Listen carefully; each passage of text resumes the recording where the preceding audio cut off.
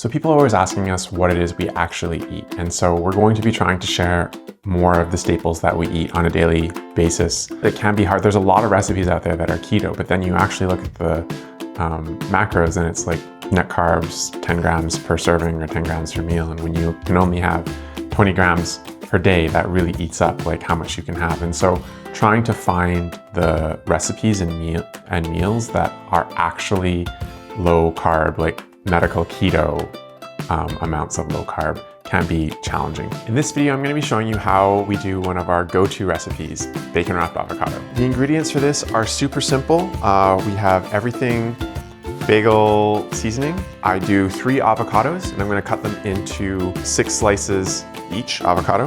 And then we have a pack of bacon. You might want to double check your bacon to make sure that it is 0 carb. You also want to avoid like thick cut bacon because that's kind of harder to wrap. So this is just kind of a regular pack of bacon with 0 carbs. So the first thing that we're going to do is preheat our oven to 400. I'm going to line this baking sheet with parchment paper, and the parchment paper just helps prevent the bacon from sticking to the pan. This is like a super large pan.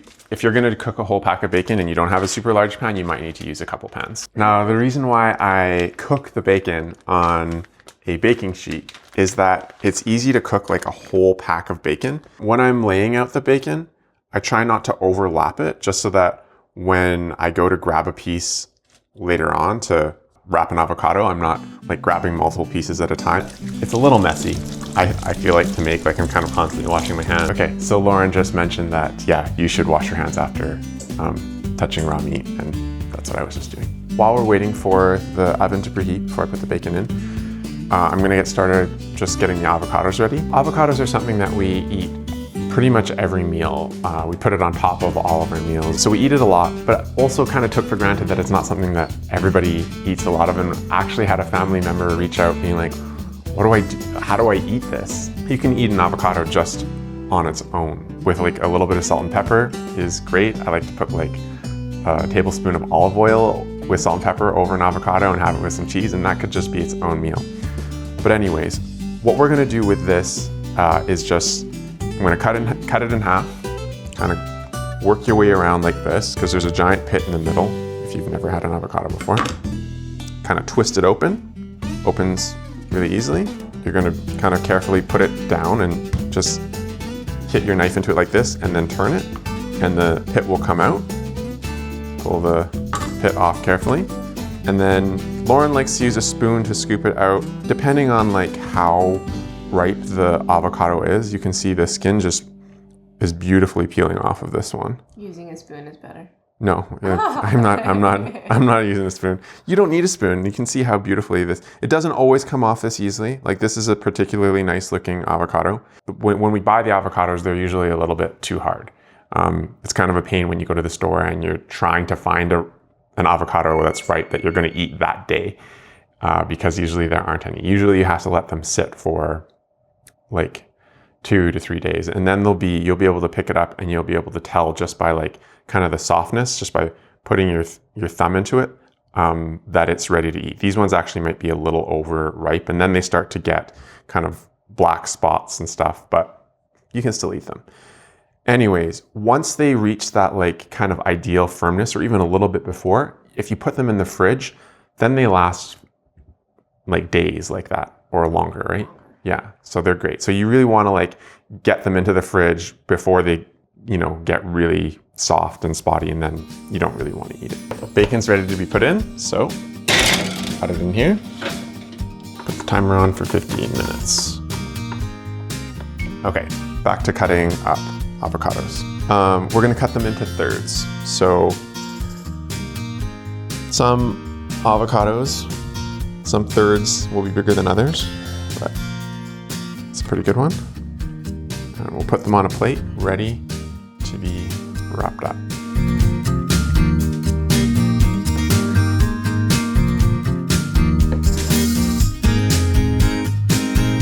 So one other tip here is that it's actually kind of helpful to have the avocados be in the fridge, because they're a little bit firmer even when they're ripe. And that just makes it a little bit easier when you're wrapping the bacon around it, that it's not just like going to mush on you.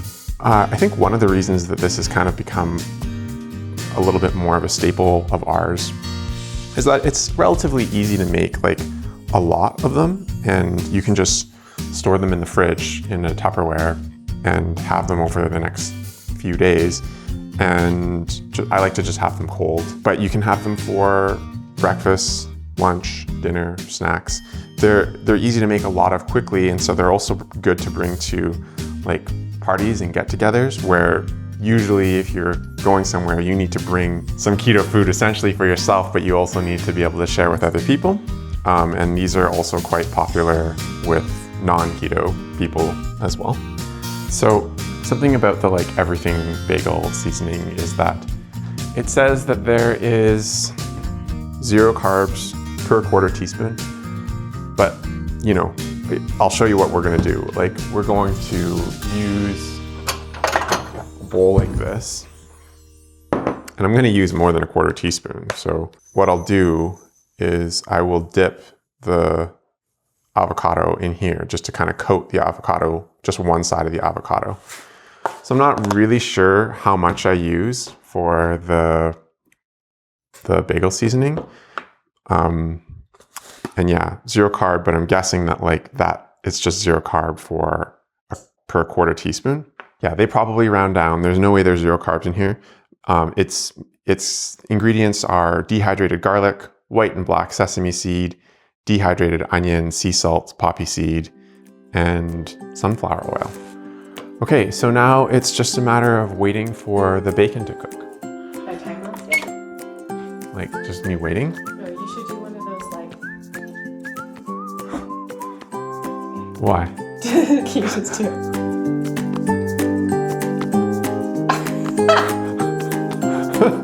That's what you think happens in a time lapse? 15 minutes passed.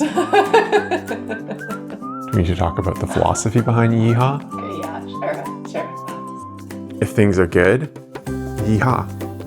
And if things are bad, yeehaw. You know? Yeah. Yeehaw. Like, you can always say it. Good times are bad. You want to show the like cooking bacon? Well. This is okay. Yeah.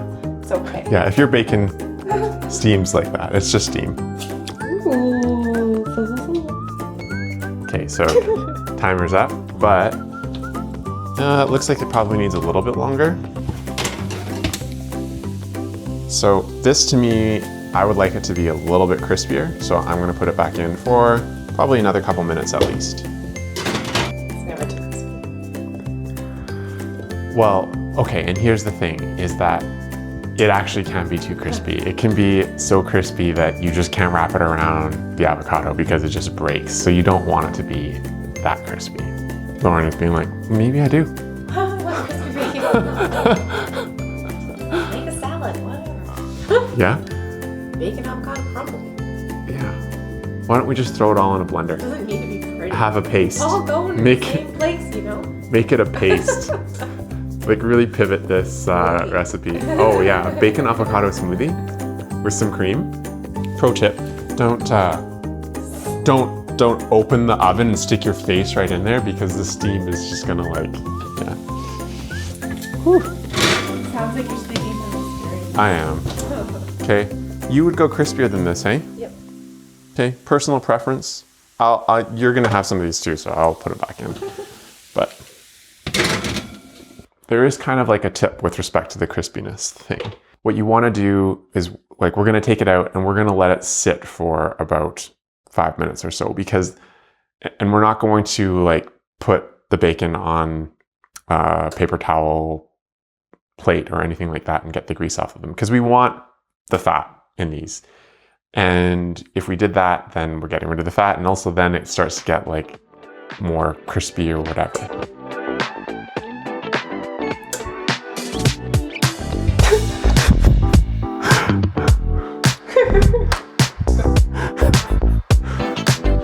So that's enough now, I think. And so what was that? What did we end up going? 19 minutes. 15 to 20 minutes. Personal preference. So bacon's been out of the oven for a couple minutes. It's cool enough for me to like pick up and not burn my fingers with, which is perfect. So I'm gonna grab a piece of avocado. I usually just get the, I don't know what side you call this, the curved side. And get a piece of bacon here. Now, I already made a mistake and I always make this mistake. My hands are messy and I need toothpicks, so I need to ask somebody to get me a toothpick. Yeah, can you? Yeah, you. What's a magic word, Rob? Please, could you get me a toothpick? Okay. So yeah, you're gonna wanna just lay out like, I don't know, as many toothpicks as you need, 20 toothpicks. Okay, wow. Okay, and you lay down a piece of bacon, and then, actually I kind of did this backwards, and then just pick it up, and you kind of want to try to make it so that the bacon gets over as much as possible. If it's overlapping a little bit, that's how you'll be able to, don't put it through too forcefully because you'll stab yourself. I've done that. Now, you can see why you use parchment paper. So this one piece of bacon was just on the pan. So this is how easily it comes off of the parchment paper. This part, this one piece of bacon was on the pan, and half of it was on the pan, half of it was on parchment paper. The half on the parchment paper came off. So parchment paper does seem kind of like a necessity.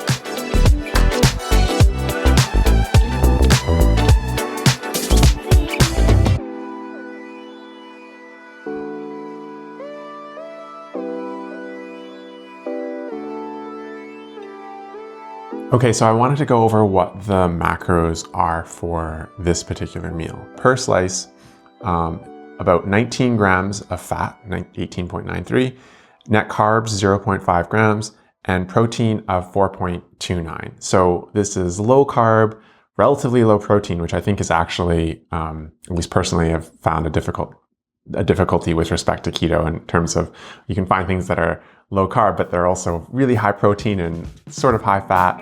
But this is actually high fat, relatively low protein, and very low carbs, and super delicious. Yeah, take the toothpick out first. Yes, pro tip. Pro tip. Sounds like you're speaking from experience again. I think you're the one who ate it with a toothpick. Yeah. Mm-hmm. Good.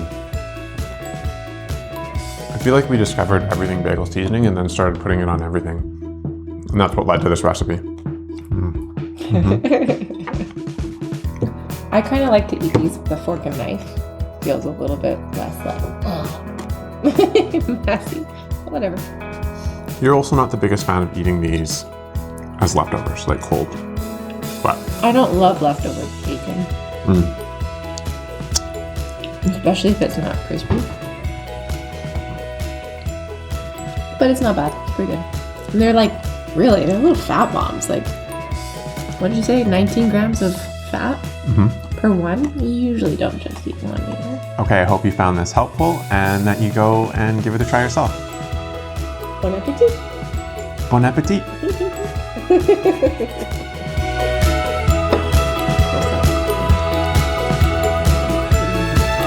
What's up?